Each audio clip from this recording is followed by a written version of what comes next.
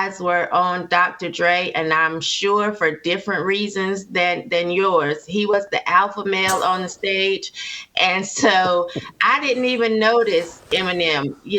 I missed all of that when I went to look back today, and I'm seeing people's tweets, and they're saying, "Oh, he, did a tribute to Colin Kaepernick." I was like, "Where?" I had to go back and rewatch it because, yes, Dre was on stage and I didn't see anything else besides that. He is to me a musical genius. He has 6, 7 Grammys, producer of the year for one of them.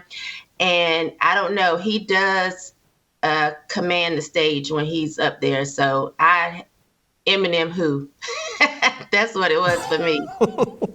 I don't think you judge a quarterback simply on stats, but they certainly matter, especially in a time where you have gaudy stats. And he's been really good. I think he was the first one to like 20,000 yards, 30,000 yards, 40,000 yards. I think he's like a few yards short of 50,000 for his career. And so he's a guy that has passed. He's been a gunslinger. But he's got 8 seasons below 500. For his entire career, he's below 500. He's 86, 95, and 1. He's got 1 noteworthy award, and it's Comeback Player of the Year. It's not MVP. It's not Offensive Player of the Year. It's Comeback Player of the Year. He's not been on a single All-Pro team in his career. Prior to this year, he had only made the playoffs 3 times, and he was 0-3. And so the people who are trying to decouple winning from Hall of Fame inductions have never played the game, because the quarterback on the field is the person that can win you games. Aaron Donald can't win you games. Aaron Donald is as good as it gets. And so what I think happened here is before the final drive of the Bengals, people had made up their mind and or had cast their Cooper Kupp ballots. And I think they didn't have a chance to evaluate, because it's not just the last play where he got to Joe Burrow. On 3rd and 1, he stopped the run. I mean, so on the final 2 defensive plays of that Super Bowl, that guy was on a mission and destroyed. I mean, to me, and I made this point to Warren Sapp this morning, they can call Aaron Donald the closer. That was some Michael Jordan-esque closing out of a team, closing out of a playoff game.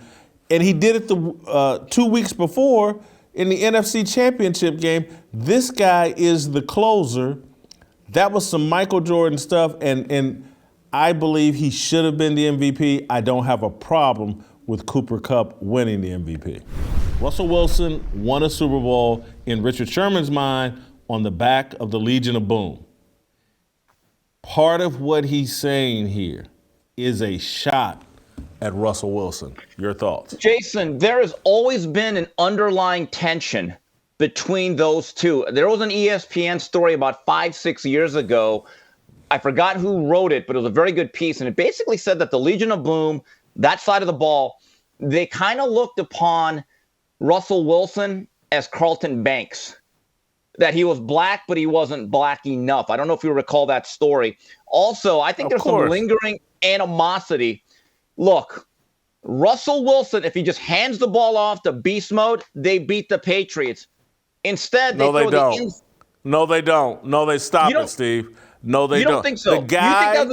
The guy had, I think they said on short yardage runs of 1 yard or what, beast mode that season had been stopped on 75% of them. Okay, but you know what? The play before, he gashed him for about 7.5 yards. What has happened to us, and I keep hammering this point, and this is why, Delano, you're one of the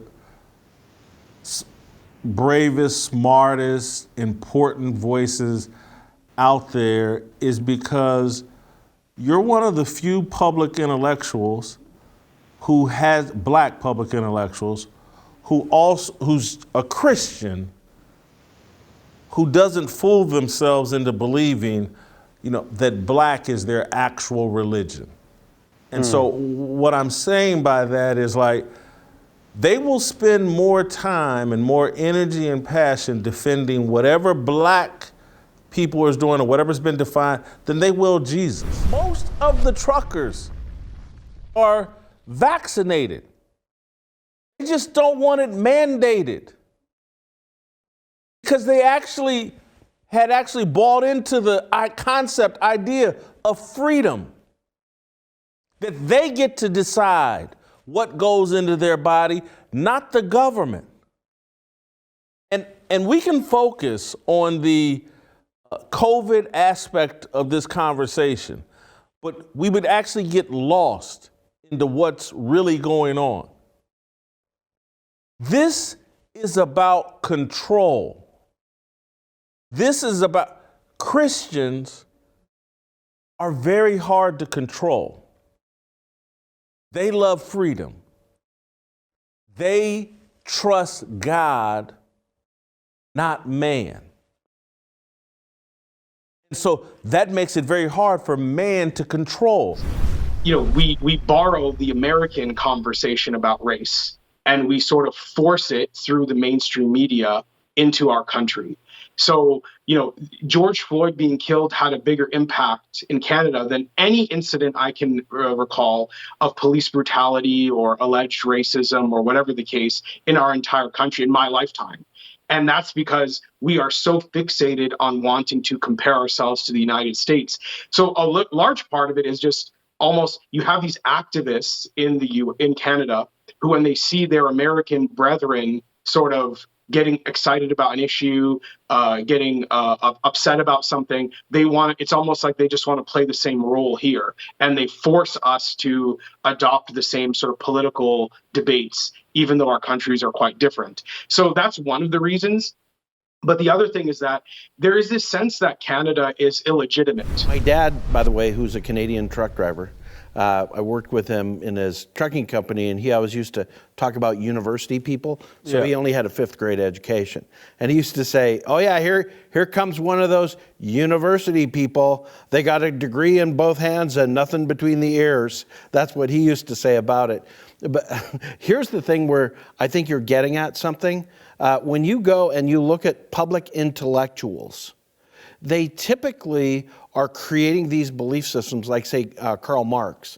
You know, Karl Marx wasn't somebody who actually worked and did the things that he advocates for. He was an intellectual. And it's really easy to, I'm going to pull in scripture here on this, for Satan to put in the minds of intellectuals who are not honoring God creative ways of creating utopia on earth that sound really good in their brains, but they're limited human beings and they don't work in real life. You agree with me, this is one of the most courageous things you've seen from a high-profile celebrity?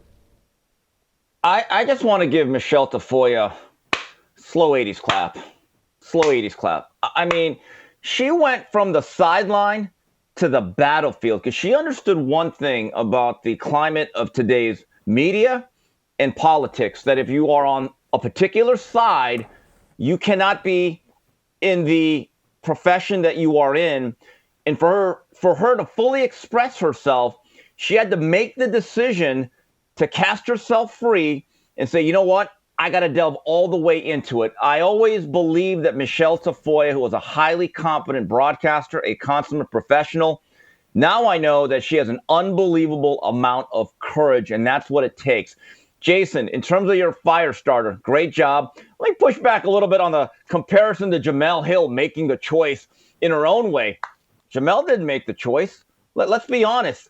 That Sports Center she did with Michael Smith, the 6th, that thing was such a train wreck, Amtrak wouldn't have sponsored it for free. She knew that on the sideline, being a reporter was not where she should really be taking up this fight. And I appreciate that. That's one of the things that irritated me about Colin Kaepernick. It wasn't so much that, you know, he was trying to stand up for police brutality. It was that he was hired to play football. I felt like that would be just like, you know, me being hired at Burger King to make Whoppers. And I decide, well, no, I know that that's what I'm supposed to do, but I'm going to stay out in the lobby and preach to the customers. No, I better get back there and drop some fries and flame broil some burgers. So I appreciate her stepping away from her job to do something different where her voice could be heard in a different capacity. So I really honor her for that. Well, you know, it's surely needed. There's what's been happening in our state for the last 2.5, 3 years it's not who we are. And so, Michelle brings a lot of good energy to and attention to a campaign that's rooted in everything we believe in about our country. And I'm not ashamed to say it. Again, starting from my background of where I grew up, served our country as an Army officer, earned 3 degrees and even a graduate degree from the University of Michigan. The system works. And we have in our state, Ilhan Omar, Keith Ellison, where the rioting and the looting and all of that started and spread across the country. And we have a weak governor that allowed that to happen. We have 2 years of horrific crime that we've never had before. It's time for leaders to step out of the shadows and take charge, and that's what I've done. This thing with Leah Thomas is just so flagrant, and that's why corporate media is ignoring it.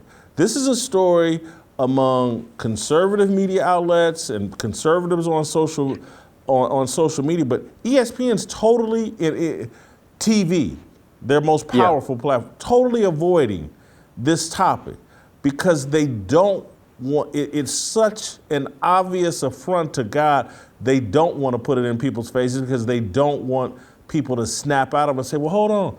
Maybe Whitlock and Delano aren't crazy when they keep saying, like, hey, man, this stuff is satanic.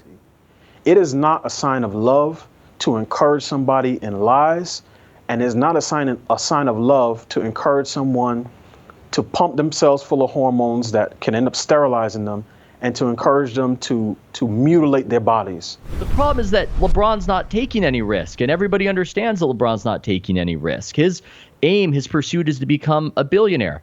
That's a pretty cool goal to have. I mean, I would like to have that goal. That sounds pretty nice. But everybody gets that if that's the goal, then what are you really giving up to pursue it? And just saying similar slogans to a Colin Kaepernick is not the same thing as actually risking your job. I mean, everybody understands it, even if nobody's saying it. So it doesn't resonate. It's not really the personality aspect of him that people liked, which is that he was fun and he was funny and he's got a charisma to him.